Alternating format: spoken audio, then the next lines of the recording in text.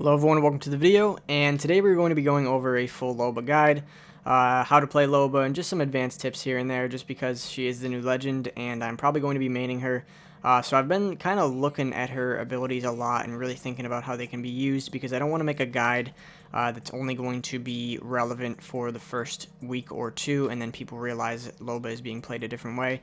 So I wanted to really go in depth and think about how her abilities can change and interact with other legends, and so that's why this guide took a little bit. I just wanted to get it perfect, but here we are. But before we get into the video, I do want to say that about 90% of you guys are not already subscribed, so if you are not subbed, just drop a sub. It helps me out a ton. And for everyone who has commented in the past about my PS4 fan, you guys are going to be pleased to know that I actually did get around to finally cleaning it, and it is extremely quiet now, thank God, because that thing was super loud and extremely distracting in most of my videos. So that's pretty exciting, but let's get right into the video. So first thing I want to talk about is her kit. So her passive is Eye for Quality. She can see epic and legendary loot through walls, and the range is the same as her ultimate. And then her tactical, which is the bracelet or translocator, and she could teleport to hard to reach places or escape trouble quickly. And then her ultimate, which is Black Market Boutique, where she places a portable device that allows you to teleport nearby loot to your inventory. Each friendly or enemy can take up to 2 items. So first thing to note about her passive is there's really not a whole lot that goes into it, but it can help off drop. It is very good off drop because you can land on, if there is purple or gold armor or anything like that, you can see all of it through the walls, so you'll have a better chance of kind of winning that 50-50. It's not really much of a 50-50 anymore if you're a Loba main, because you will be able to see all of the loot through walls. So it's very advantageous, especially off drop, because a lot of times off drop, how many times has someone gotten like purple armor and it's just like incredibly annoying because now you basically can't kill them and you just have to run away. Well, with Loba, you know exactly where to go, as you can see, and you can ping it too. So you know exactly where to go and where to move if you are landing, and you can potentially win a majority of your gunfights early game just off of that. So pay attention to that, especially when you're dropping. So the next thing I want to talk about is her translocator and the many uses of it. So first thing I want to note is that if you hold it, it's able to show you the range at which you can throw it. And obviously if you go too high or too low, this is pretty much the golden range right here. This is the range at which you want to be throwing it. It's perfect, and you can drop it to the ground at any point. And there's also a little line, a little orange line that will signify where exactly you can drop it, and that's a good indicator of where, to really make more precise leaps and teleports, you want to just kind of use that line, because you can more accurately teleport to a specific location, and it can be very, very beneficial to you if you do it like that. But it is very difficult. You see, as you can see it right there, and then you just teleport. It can be a little bit difficult, and the timing is very difficult, so you're gonna have to get that down, but it should be over time pretty easy to do. And much like Pathfinder's grapple, RIP, it's a lot of muscle memory. So if you just get the motion down and just get it to a science, you'll be able to do it perfectly pretty much every time. So I want to talk about the actual implications of her L1, because I've seen a lot of people using it wrong.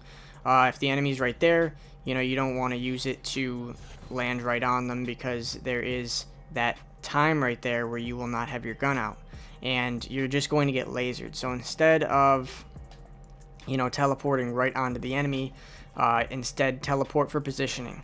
So if you're going to use it in an aggressive manner, you're going to want to use it for positioning and behind cover, so that way you will have enough time to pull out your weapon, and you can use that better positioning. So basically, if the enemy's right here, you are not going to want to translocate right next to them. You wouldn't want to throw it right here, because he's going to be able to laser you, but instead, toss it over here.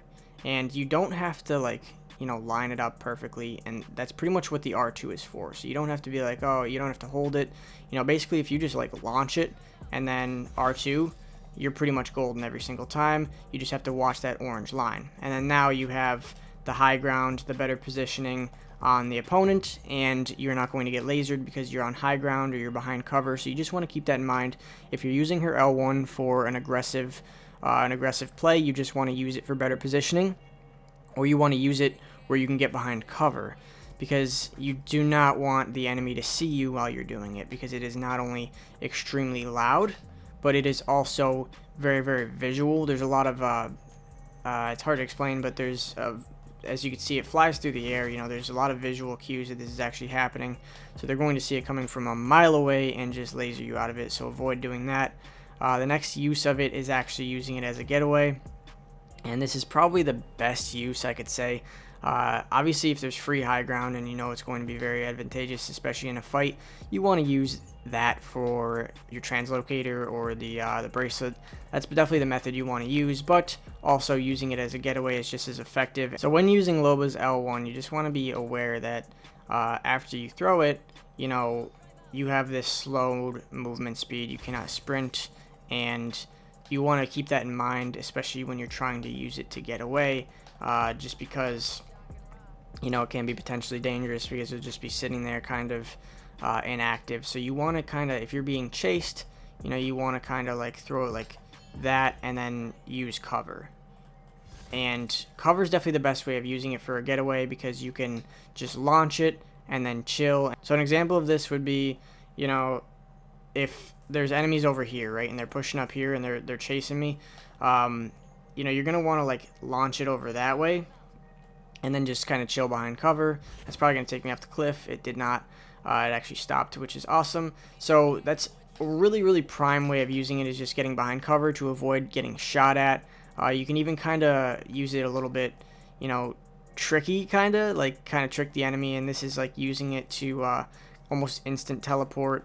Like if you're kind of out of sight lines from an enemy, you know, the best way I can describe it is if you just walked out of a doorway from a house. Like say this is the house, and you walked out of the doorway here. If you launch it over the house, you know, they're not going to know exactly where you went. So you're going to be all the way back here on the other side of the house, and then you can take off this way, and they will be going out that door, probably looking left, right, you know, forward. They're not going to exactly know where you are.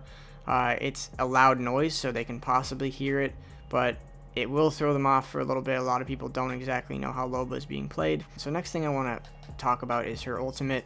And her ultimate is incredibly useful, and I feel like most people are not seeing all the uses for it. So the first thing I want to talk about is obviously using it early game and using one of the charge stations. So there's a couple charge stations on the map, and if you are to, you know, use her ultimate right in the beginning, you hit that charge, you use the ultimate, you'll be able to find armor. As you can see, you'll be able to find the armor, and then you'll be able to find a gun of your choice too. So you'll be pretty much set, especially if you right off the gate, you're probably going to have the best armor because you'll have the choice of all the armor in the area, and that's incredibly important. So another thing to note is that you only have 2 chances at getting loot. So if I want a wingman and I want some ammo, now I am unable to get anything else. And a good way of using it is after you and your entire team have gotten their 2 items, just get rid of it. You don't want to give the enemy a chance of getting it, because that's just not going to be good for you in the long run, especially if the enemy is able to pull out like an armor swap from it, and you could potentially lose off of your own ultimate. So after you and your entire team is done using it, get rid of it. You don't want to just have it lingering around, because it can be potentially harmful for you and your team. So the next thing I want to talk about is, you know, the other uses of it. So using it like, for instance, respawning a teammate is a very good use for the ultimate, because obviously when your teammates drop into the fight, they're going to have nothing. So you just want to like kind of put it in a building where they're safe, lock down the area, and then they will be able to loot everything in the area and get whatever they need. They can only get 2 items, but you can also be a team player, and you know, you can go into the thing. Good communication is going to help a lot. So obviously if you see all this stuff in the area and they take out a wingman peacekeeper and they don't have armor, so they're going to probably ask you, I need armor, I need shield batteries, I need ammo, and since you have 2 other teammates, you're going to be able to get them pretty much a full loadout. So don't be selfish with your ultimate, because you're definitely going to need it, especially if you revive a teammate. So that is the best way of using it after reviving a teammate. Just communicate with them, and you want to get them set up as fast as possible by using your by using yours as well as your other teammates, just to help your teammate get a little more established, because 2 picks is not enough for one person, but when you have 6 picks, it is just enough to get 2 weapons, shield, ammo, and then like a healable. So you're just going to want to keep that in mind, that it is very important to help your teammates out when you're using the boutique. So the next thing I want to talk about is using it late game, and this applies a lot in ranked. So this is a pretty awesome way of using it, and I feel like it's such a slept on method. So this is using it for the armor swaps. So obviously it's very important for armor swaps, and if you're holding down a building, which is seen a lot, that they nerfed ultimate accelerants. No, I'm going crazy. Okay, so basically using it late game or in ranked, it's very good for armor swaps. So you throw it in the building you're in. Obviously, at this point, there's usually a lot of death boxes around, a lot of loot that people can't exactly access.